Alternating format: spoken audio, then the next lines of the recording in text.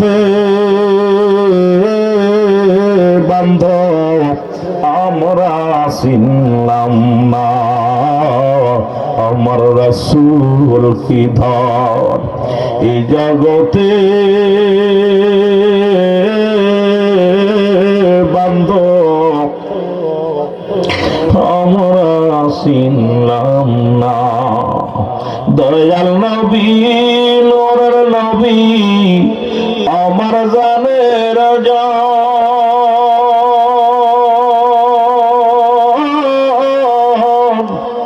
আপনি বিনে কঠিন দিনে কে বাঁচাবে মা। মহব্বতে বলেন আমার রাসূল কি ধার। মুসলমান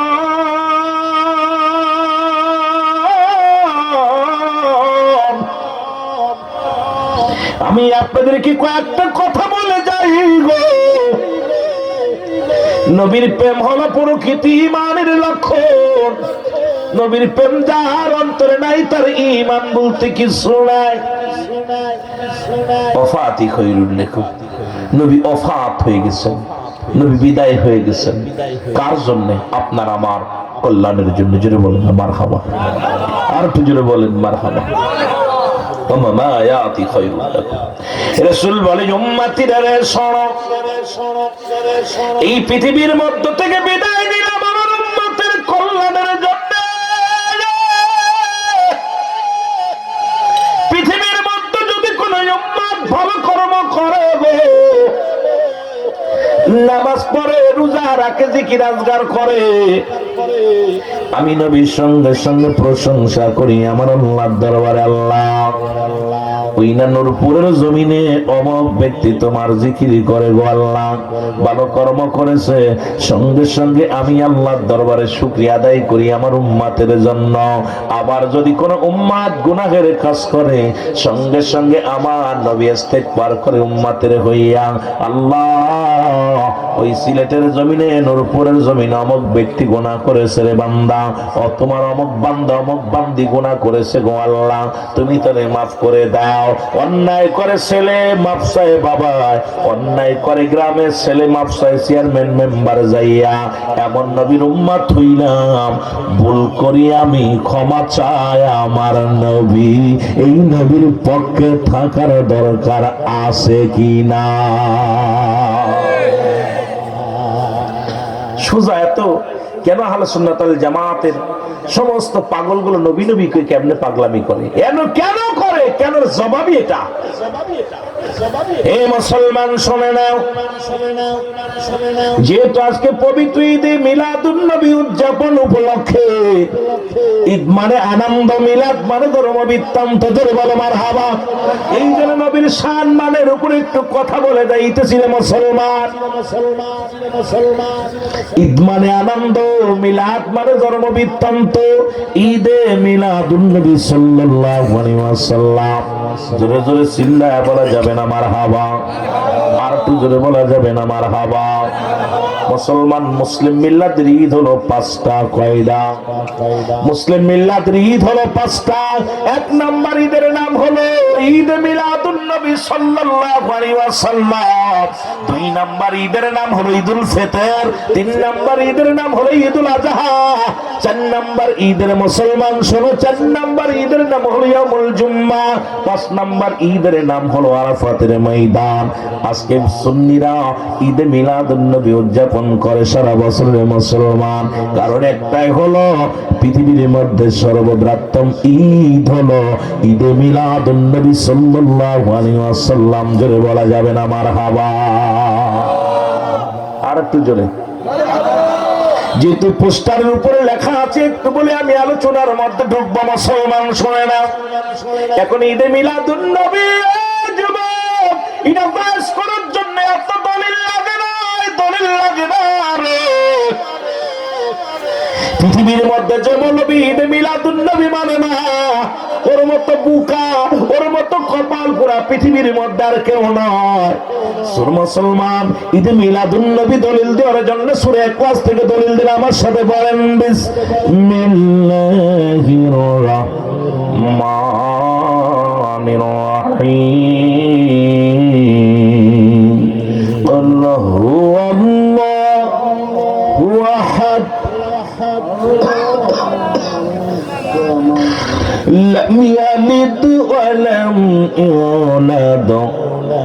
ولم يكن له كفوا أحد চার ব্যবস্থা করেন ভাই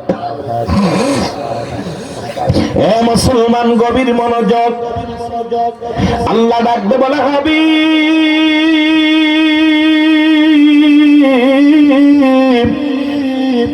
আপনি জানাবেন আমি আল্লাহ এক জোরে বলা যাবে না মারহাবা আর একটু জোরে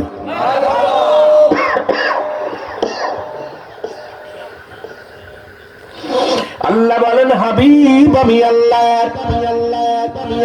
পৃথিবীর মধ্যে কাউকে জন্ম দিই নাই কারো থেকে জন্ম নিই নাই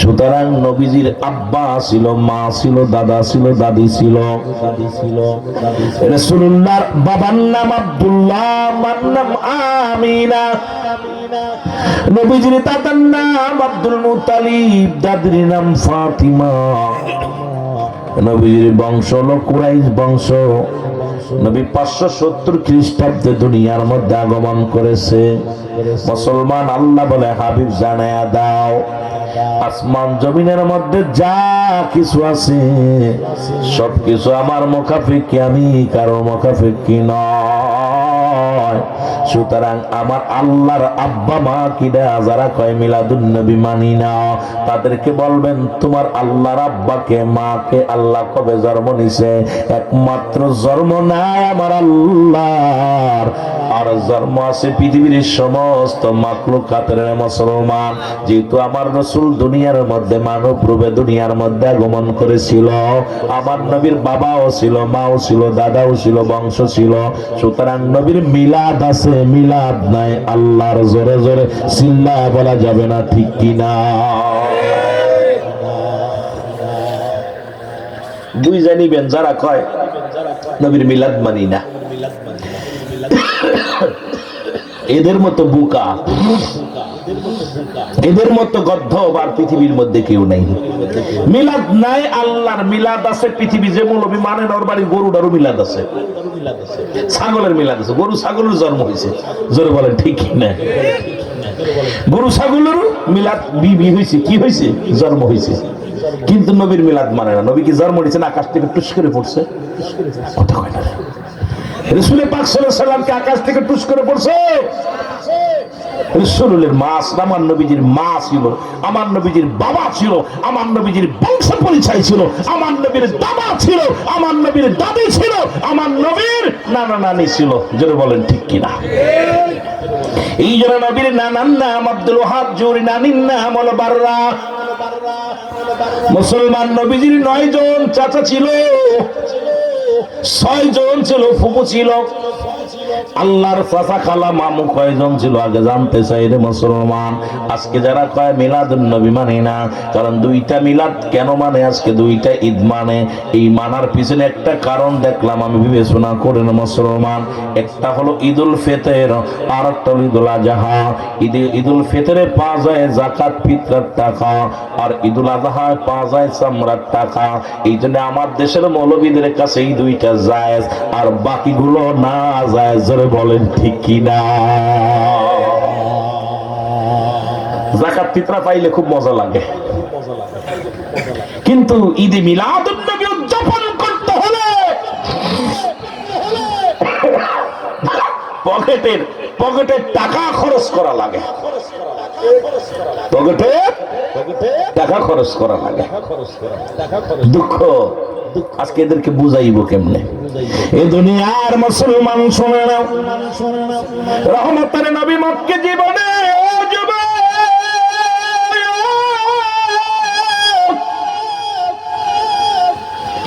আরে মুসলমান নবুয়তের 13 বছর নবী কত কষ্ট করলো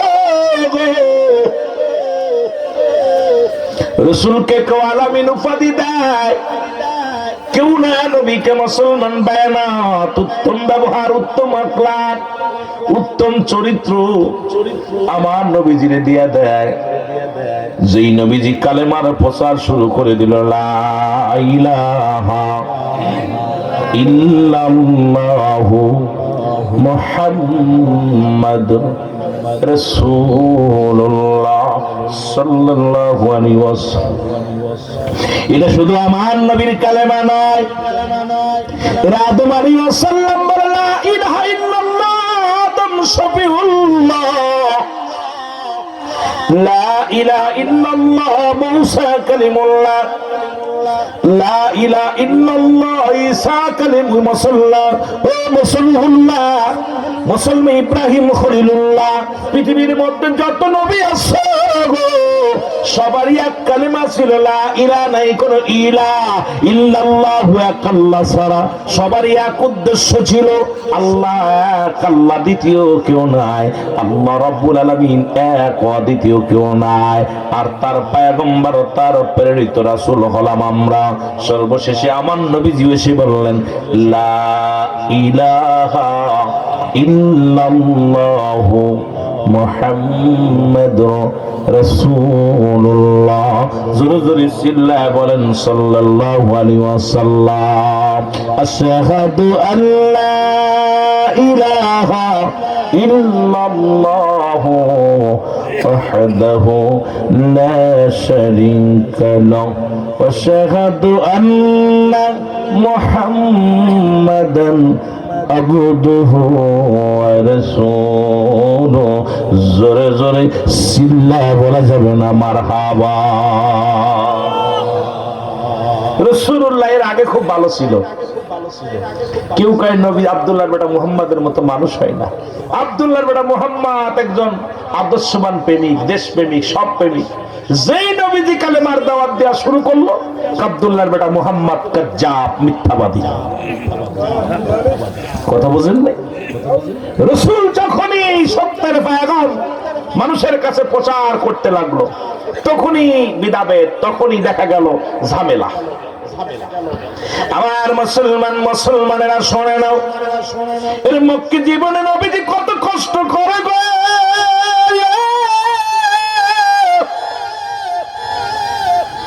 কালেমার দাওয়াত দেয় আমার নবীজিকে দেখে রে। মক্কার মানুষেরা অনেকেই কালেমা প্রচার করা শুরু করলো, কালেমা গ্রহণ করা শুরু করলো। কিন্তু আবু জেহেল এটা মানতে পারে নাই। ওই আবু জেহেল দুষ্ট কাফের মানতে পারে নাই, নবীরে কষ্ট দিয়া শুরু করে দিল। মুসলমান শোনো, কাফেরেরা নবীরে কষ্ট দিয়া শুরু করে দিল। রাসূলুল্লাহ চোখের পানি ছেড়ে কান্দার বলে, আল্লাহ, এই দুনিয়ার মধ্যে যত কষ্ট তুমি দাও, কোন কষ্ট আমি কষ্ট মনে করি না। তুমি আরো কষ্ট সইবার মতো শক্তি দাও, তবুও যেন আমার উম্মতের মাঝে আমি কালেমার দাওয়াত দিতে পারি। জোরে বলো মারহাবা। এ আমার ভাইয়েরা, আমার বন্ধুরা, মক্কি জীবনে রাসূল কষ্ট করিয়া কালেমার দাওয়াত দিল। আল্লাহ কয়, জিবরিল যাও আমার হাবিবরে জানাই দিয়াছো, মক্কার মানুষের চাইতে মদিনার মানুষ কালেমা গ্রহণ করার জন্য অপেক্ষা আছে। মদিনার আবহাওয়া ভালো, মদিনার রাষ্ট্রীয় ব্যবস্থা ভালো, সামাজিক অবস্থা ভালো, মুসলমান অর্থনৈতিক ভালো, আবহাওয়া ভালো, সব দিক থেকে ভালো, মদিনার মানুষগুলো ভালো। আমার হাবিবরে জানায়া দাও, মক্কা ভূমি ছেড়ে মদিনায় যেন আমার হাবিব চলে যায়, ওই মদিনার মানুষের কাছেও যেন কালেমার প্রচার করে। জোরে জোরে বলো মারহাবা। আর একটু জোরে বলো আল্লাহু আকবার। রহমতের নবী আল্লাহ পাকের হুকুম পাইয়া হিজরত করলেন, মক্কা থেকে মদিনায় হিজরত করলেন। জোরে বলেন মারহাবা। আর একটু জোরে বলো। এর মক্কাবাসীর কাফেরেরই জ্বালা যন্ত্রণায় হিজরত করিতে নবী মদিনাতে যায়, বলো হিজরত করিতে নবী মদিনা। মহব্বতে বলেন মক্কাবাসীর কাফেরেরই জ্বালা যন্ত্রণায়, বলো মক্কাবাসীর কাফেরেরই জ্বালা যন্ত্রণায় হিজরত করিতে নবী মদিনাতে যায়, বলো হিজরত বাজান। গজল গাইতে গেলে দেরি হয়ে যাবে, তাড়াতাড়ি আলোচনা, অনেক আলোচনা রয়েছে, যেটুকু আলো 2-4-5 ঘন্টার আলোচনা করে ফেলবে 1 ঘন্টায়। রাত্র যখন গভীর হল, নূরের নবী কি করিল,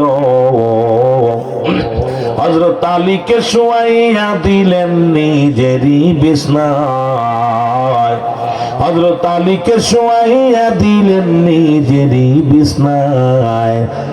ওরে হিজরত করিতে নবী মদিনাতে যায়, বলো হিজরত রাত্র যখন নিশির হল, কাফেরেরা কি করিল, হযরত নবীজির বিছানায় এসে আলীকে যে পায়, হযরত নবীজির বিছানায় এসে আলীকে যে পায়, হিজরত করিতে নবী মদিনাতে যায়, বলো হিজরত এ দুনিয়ার মুসলমান শোনো, গভীর মনোযোগ দেবেন, কান্না লাগা শোনো গো। আমি কথাগুলো বলি, যদিও আপনাদের কষ্ট হয়, উঠাউঠি করলে চলবো না। এবার উঠাউঠি মন মতো ইচ্ছা মতো উঠা, ইচ্ছা মতো যা, আলোচনা শুই না, মজা হবে না, ধৈর্য ধরে বসতে হবে। মুসলমান গভীর মনোযোগ, রহমতের নবী মক্কা থেকে মদিনায় যখন পৌঁছালো গো,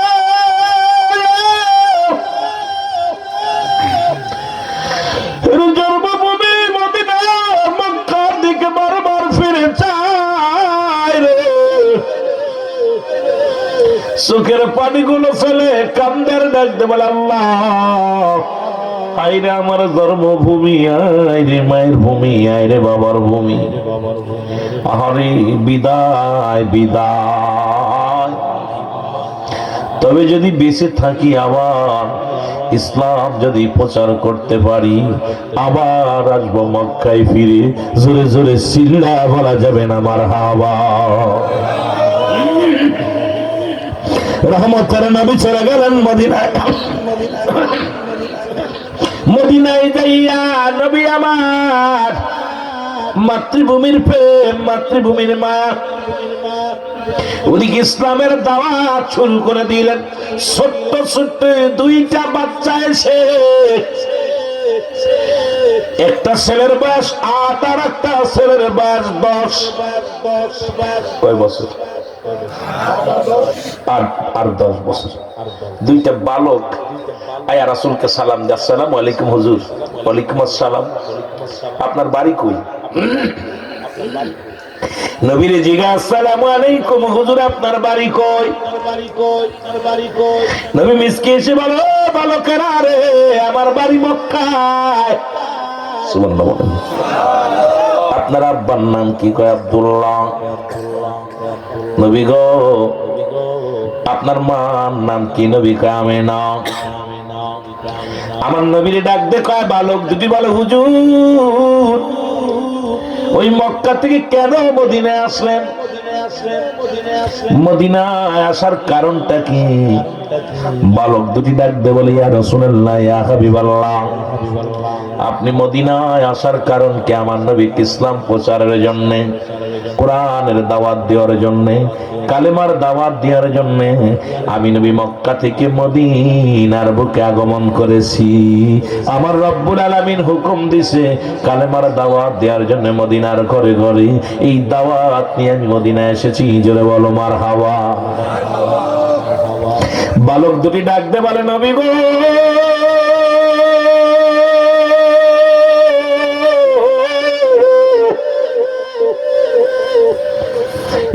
রাসূলুল্লাহ, ইয়া হাবিবাল্লাহ, আপনার আব্বা মা কি বেঁচে আছে? আমার নবী বালকের মুখে যখন বাবা মার কথা শুনছে রে, নবীজির কলিজার মধ্যে আঘাত লেগেছে। রহমতের নবী চিৎকার মেরে কান্দে, কয় বালকরা রে,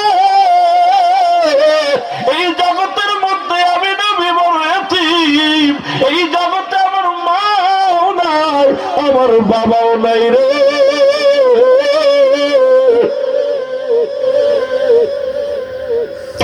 এই পৃথিবীর মধ্যে আমার মাও নাই, আমার বাবাও নাই। রহমতের নবী কান্দে, বালকেরাও কান্দে। বালকেরা বলে, ইয়া রাসূলুল্লাহ, ইয়া হাবিবাল্লাহ, এই মক্কার জমিন থেকে আসার কারণ কি গো নবী, একটু জানতে পারি কিনা? কয় বালকেরা রে, তোদের কাছে কি বলবো শোন। ওই মক্কার মানুষদের কাছে যখন আমি কালেমার দাওয়াত দিছি, কেউ আমারে পাগল বলেছে, কেউ আমারে মুসলমান জাদুকার বলেছে, কেউ না কত কষ্ট দিছে, আমি নবীরে যন্ত্রণা দিছে রে। আর এই সবচেয়ে আমার নবীর বালকদের ডাকতে বলে, নবী গো, ওই মক্কার জমিনে সবচাইতে বেশি কষ্ট কে দিছে গো, একটু বলেন নবী গো। আর এই যে মানুষটারে দেখলে খোদা নিবারণ হয়ে যায়, ও তোরা দেখলে ছবি পাগল হবি, দেখলে ছবি পাগল হবি, কাঁদবি বসে নিরালায়, হায় হায় কাঁদবি বসে। আমার দয়াল নবী যেই দেশে ঘুমায়, আমার মায়ার নবী। সিলেটের বাগানেরা রে, একটু চোখের পানি ছেড়ে কান্দেন, কারণ সিলেটের জমিন সুন্নিয়াতের জমিন, নবী প্রেমিকের জমিন। এ আর দেখলে ছবি পাগল হবি, তোরা দেখলে ছবি আয় কাঁদবি বসে নিরালায়, কাঁদবি বসে নিরালায়। আমার দয়াল নবী যেই দেশে ঘুমায়, আমার মায়ার নবী। আয় হায় প্রেম যদি করবি রে মন, বল প্রেম যদি শিখবি রে মন, সব ছেড়ে চল মদিনায় তোরা,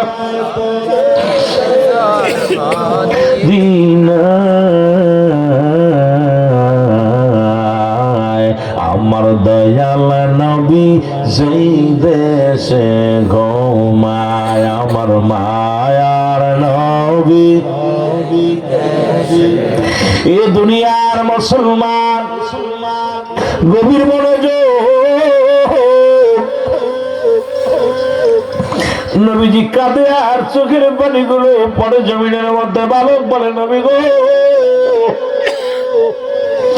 মক্কার বুকে সবচাইতে বড় কষ্ট কে দিছে নবী গো? আমার নবী কয়, বালকেরা রে, ওই মক্কার জমিনে সবচাইতে বড় কষ্ট দিছে আমার আবু জেহেলে, সবচাইতে যন্ত্রণা দিছে আবু জেহেল।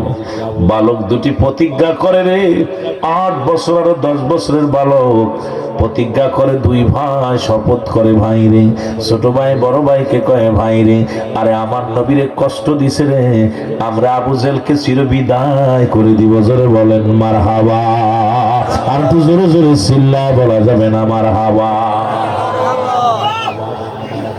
নবীর প্রতি বালকদের ভালোবাসা,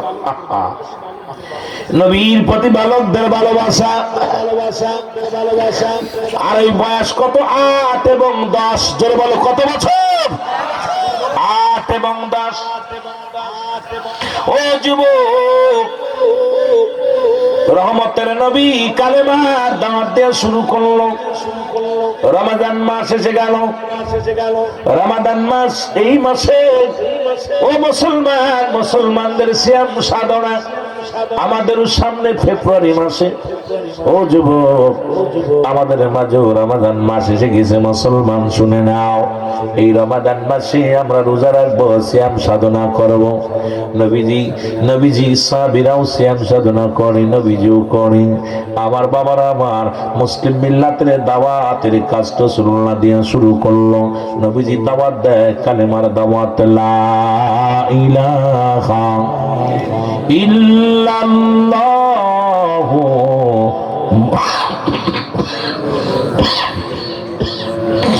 মুহাম্মাদুর রাসূলুল্লাহ। জোরে জোরে চিল্লায় বলেন সাল্লাল্লাহু আলাইহি ওয়াসাল্লাম। এই দিনে দিনে মুসলমানদের সংখ্যা বাড়তে লাগলো।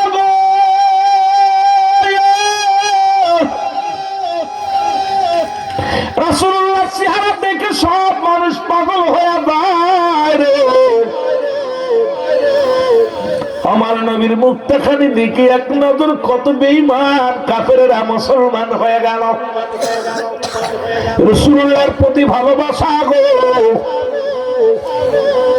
এদিকে কাফের বেঈমানের অত্যাচার মাত্রা বাড়ায় দিল, মুসলমানদের বাড়ি ঘর পুড়ায় দিল। মুসলমানদের যেমনি মুসলমান ভারতের মধ্যে দেখলাম, কিছুদিন গত বছরও ভারতের মধ্যে দেখলাম কত মুসলমানের বাড়ি ঘর পুড়ায় দিছে। মুসলমান নিরাপদে নামাজ আদায় করতে পারে নাই, মুসলমানেরা জুম্মার নামাজ আদায় করতে পারে নাই, মুসলমানের ঈদের নামাজ আদায় করতে পারে নাই, কোরবানির নামাজ আদায় করতে পারে নাই। এর ভারতের মধ্যে আজকে ভারতের দালালেরা যারা আছে শুনে নাও, এর ভারতের অসংখ্য মুসলমানদের উপরে নির্যাতন করা হয়েছে গো। নামাজ পড়ার অপরাধে রাস্তার কিনারায় গাড়ি ঠেকায় নামাজ পড়ার অপরাধে ও মুসলমান তাকে হত্যা করা হয়েছে। যেমনি ভাবে সিলেটের গৌরগোবিন্দ মুসলমান শুনে নাও, এই গৌরগোবিন্দ যেমন ভাবে শাহজালাল ইয়ামানীরে কষ্ট দিছিল মুসলমান, এই যখন সিলেটের জমিনের মধ্যে কোন দাড়িওয়ালা টুপিওয়ালা যেন প্রবেশ করতে না পারে, ওদিন চিন্তা ছিল ও যুবক, ওয়াজ মনে রাখবা, দিলের কান্ডা লাগা শুনবা। আজকে সিলেটের জমিনে দাড়ি রাখছো, টুপি বাঁধাই দিছো, পাগড়ি বাঁধো, কিন্তু তোমরা ইতিহাস ভুলে গেছো বাজান। গৌরগোবিন্দ ঘোষণা করে দিল, এই সিলেটের জমিনে কোন দাড়িওয়ালা টুপিওয়ালা যেন প্রবেশ করতে পারে না, পাঞ্জাবিওয়ালা যেন প্রবেশ করতে পারে না। নৌপথ বন্ধ, বিমান পথ বন্ধ, সব রাস্তাঘাট বন্ধ করে দেয়া হলো। ওর মুসলমান একটা দাড়িওয়ালাও টুপিওয়ালাও যেন ঢুকতে না পারে।